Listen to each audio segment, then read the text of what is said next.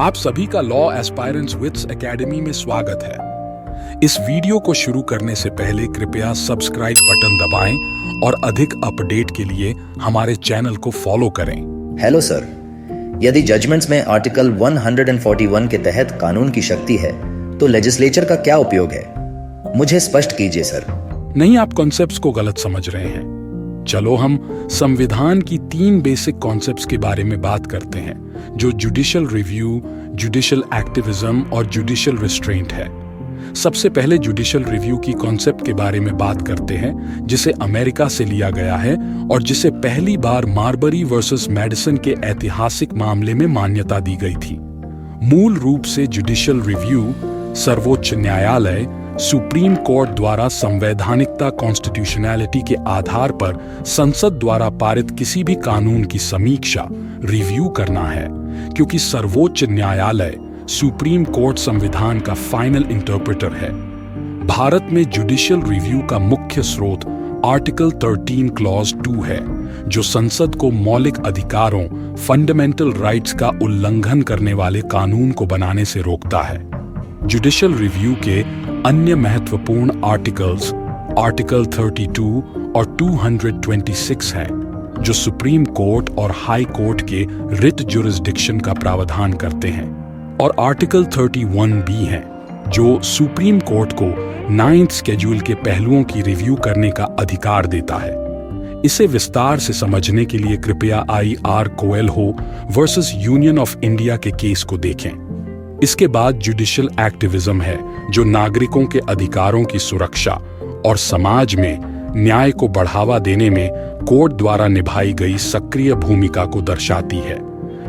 जब लेजिस्लेचर और executive organ विफल हो जाती है तो जुडिशियल एक्टिविज्म उसकी रक्षा करते हैं, क्योंकि यदि न्यायपालिका ने भी अपने दरवाजे बंद कर दिए तो क्रांति ही एकमात्र विकल्प बचेगा। कोविड-19 के दौरान जुडिशियल एक्टिविज्म का कार्यान्वयन इम्प्लीमेंटेशन देखा गया था।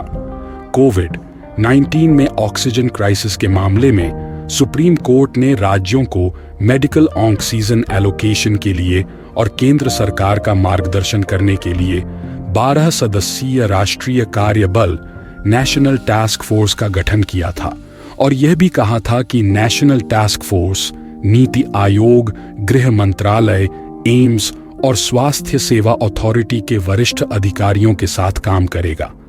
लेकिन क्या आप जानते हैं कि पब्लिक हेल्थ क्राइसिस का रेगुलेशन एग्जीक्यूटिव के अधिकार के क्षेत्र में आता है, लेकिन इस मामले में सुप्रीम कोर्ट, जो राज्य का एक जुडिशियल ऑर्गन है, एग्जीक्यूटिव के अधिकार क्षेत्र में आ गया। लेकिन जनता ने सुप्रीम कोर्ट की भागीदारी को आवश्यक माना, जिसके कारण इसे जुडिशियल रिस्ट्रेंट के रूप में नहीं माना गया, क्योंकि गवर्नमेंट कोविड के सेकेंड वेव का जवाब देने में विफल हो रहा था। इसलिए यह जुडिशियल एक्टिविज्म का एक शुद्ध उदाहरण है। लेकिन यह ध्यान रखना महत्वपूर्ण है कि जुडिशियल एक्टिविज्म न्यायिक दुस्साहस, जुडिशियल एडवेंचरिज्म नहीं होनी चाहिए, जैसा कि भारत के पूर्व मुख्य न्यायाधीश A.S. एनैन ने कहा था। जुडिशियल एक्टिविज्म का अति प्रयोग जुडिशियल ओवररीच या जुडिशियल रिस्ट्रेंट है, जो सेपरेशन ऑफ पावर के सिद्धांत का उल्लंघन है, जो संविधान का एक बेसिक स्ट्रक्चर भी है। अब आपके दिमाग में एक सवाल आ सकता है कि सेपरेशन ऑफ पावर क्या है? दरअसल इसका मतलब है कि राज्य के ऑर्गन्स यानी लेजिस्लेचर, जुडिशियरी और एग्जीक्यूटिव को एक दूसरे के काम में हस्तक्षेप नहीं करना चाहिए। जुडिशियल रिस्ट्रेंट पर ऐतिहासिक case law divisional manager Aravali golf course versus Chandrahas है, जिसमें सर्वोच्च न्यायालय ने कहा कि भारतीय संविधान में सेपरेशन ऑफ पावर है। हालांकि एब्सोल्यूट नहीं है, लेकिन भारत के संविधान में जुडिशियरी को एक सुपर लेजिस्लेचर या अन्य 2 ऑर्गन्स की विफलता के लिए एक विकल्प ऑल्टरनेटिव के रूप में प्रदान नहीं किया गया है। इसलिए जुडिशियरी के लिए अपनी सीमाएं निर्धारित करने की आवश्यकता है। पिछले वर्ष 1 अक्टूबर को हाई कोर्ट ने सुओ मोटो लेते हुए आंध्र प्रदेश राज्य को यह तय करने के लिए समन किया था कि क्या आंध्र प्रदेश राज्य की वर्तमान परिस्थितियों में न्यायालय इस तथ्य पर निर्णय ले सकता है कि राज्य में संवैधानिक विफलता ब्रेकडाउन ऑफ कॉन्स्टिट्यूशनल मशीनरी है या नहीं। तब राज्य सरकार ने भारत के सुप्रीम कोर्ट में एक अपील की और तर्क दिया कि हाई कोर्ट का आदेश अनावश्यक है और संविधान के बेसिक फ्रेमवर्क का उल्लंघन है।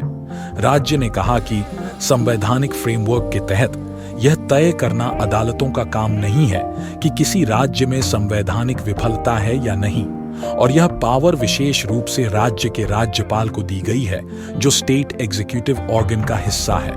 राज्य के अनुसार यह सेपरेशन ऑफ पावर के सिद्धांत का उल्लंघन है। सुप्रीम कोर्ट ने अंततः आंध्र प्रदेश हाई कोर्ट के आदेश पर रोक लगा दी और इसे जुडिशियल ओवररीच माना। इसलिए एक स्वस्थ लोकतंत्र को बनाए रखने के लिए जुडिशियल एक्टिविज्म और जुडिशियल रिस्ट्रेंट के बीच संतुलन होना चाहिए। तो यह भारतीय संविधान के तहत जुडिशियल एक्टिविज्म की 3 बेसिक कॉन्सेप्ट के बारे में है। इसलिए 3 कॉन्सेप्ट के आधार पर यह उचित रूप से कहा जा सकता है कि न्यायपालिका जुडिशियरी कभी भी विधायिका लेजिस्लेचर का स्थान नहीं ले सकती, क्योंकि यह सेपरेशन ऑफ पावर की कॉन्सेप्ट का उल्लंघन है।